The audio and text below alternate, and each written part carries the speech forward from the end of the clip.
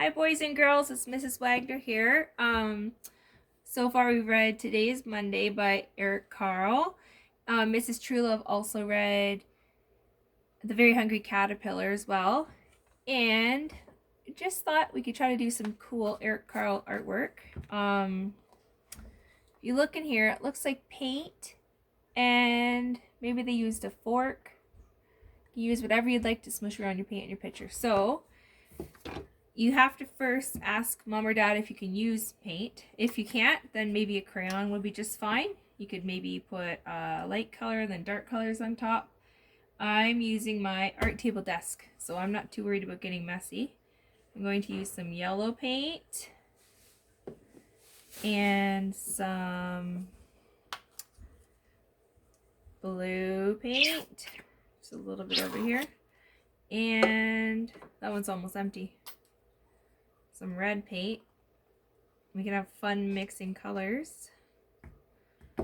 More fun than at school when we can't mix the colors up very much. Okay.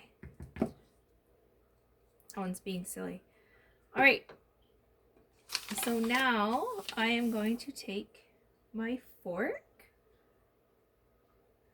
Alright, I've got my fork. I got a really old fork that I use sometimes for art. I'm just going to take my fork and move the colors all around. It's kind of turning like a green color here. And then I'm going to take the red, mix it as well. Spread it down all around. There's no right or wrong way to do it. I'm also going to use one other tool. And I'm going to put this over here. We just need a little bit more paint. I have to take the lid right off because it's being silly. Let's see. There we go. Okay. This is going to be enough paint now. Alright. I'm going to set my fork over there on my piece of paper I have for it. And then I have bubble wrap. You might have some bubble wrap at home because everybody's been ordering everything online since we're at home. And I'm just going to take my bubble wrap and place it down, kind of pat it a little bit. And pick it up and move it over. And pat, pat, pat, pat, pat. Do the same thing again. And I'm going to move it over one more time. Even the bubble wrap tool looks cool. Now, move this piece of paper over. And I have one other piece of white paper. I don't want to get my book dirty. I'm going to move that too. I'm just going to take that bubble wrap and lay it down here. Pat it out. And maybe get a bit more of the red color. And put it down again. And maybe some of the green color.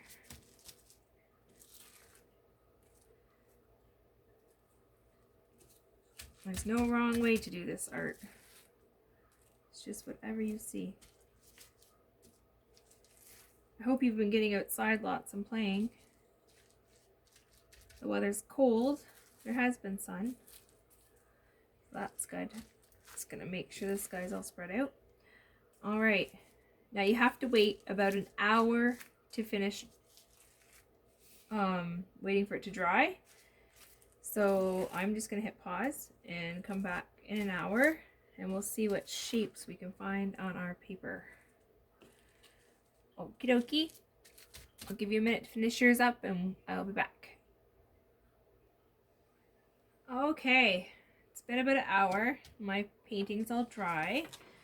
While it was drying, I was trying to look at it and see what I could see as far as an animal or an insect or mammal. I see is a frog. I know that seems crazy right now, but I'll show you how I see it. I see that these are the froggy's eyeballs, and this is a froggy's mouth. Maybe his legs will come down here, and these will be his bigger, larger legs. So, remember in the Eric Carle art also, he cut pieces and put them on top. Look. So, I'm going to take one more piece of white paper. So, I only needed 3. 1, 2, and this will be number 3. So, I'm going to take this one right here, and I'm going to cut circles about that size for his froggy eyeballs. Maybe he's seeing a whole bunch of bugs. He's hungry. He was a tadpole, little froglet. Now he's a froggy in the pond. There's one eyeball. Just gonna cut one more circle.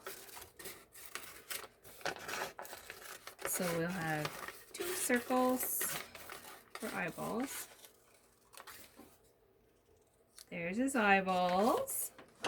And then I'm going to take another piece of paper to go right in the middle, like his belly, kind of. You know, some cartoon froggies have a cute little belly. They have different print on them. Let's see, kind of like an oval shape. Remember to ask Mom or Dad to help you with cutting. And if you're allowed to use your own scissors, that's great. It's good practice for you, for sure.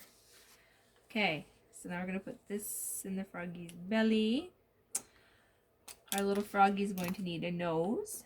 And you can only draw on painted paper when it's dry, or it will not work.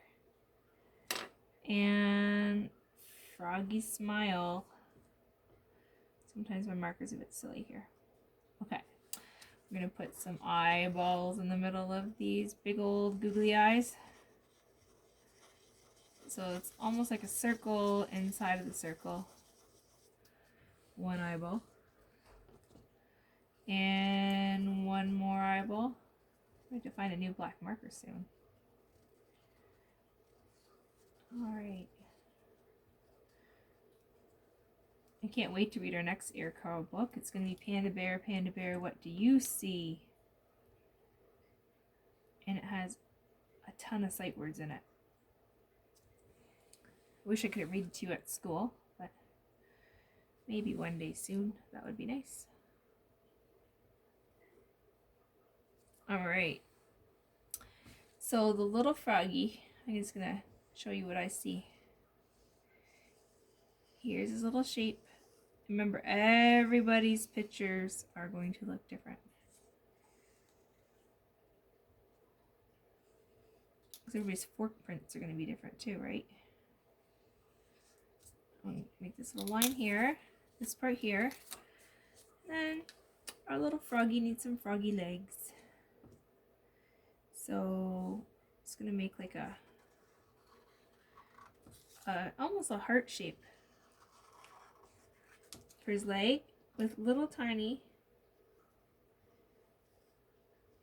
toes. Look how cute he is. Nice little froggy. And then some froggy arms. I have to put this piece down.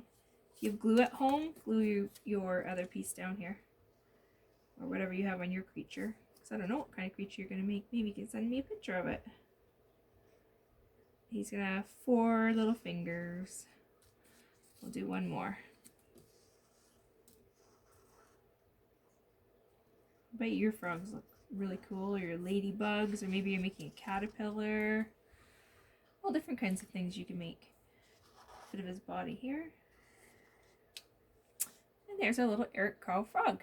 Now with your last piece of paper, that's a frog. And you'll see in our next book, he's going to go with the next book. It's not a frog in there, but it's the way it goes. You ready? I just have to turn my phone around so my words are not backwards. Just one second.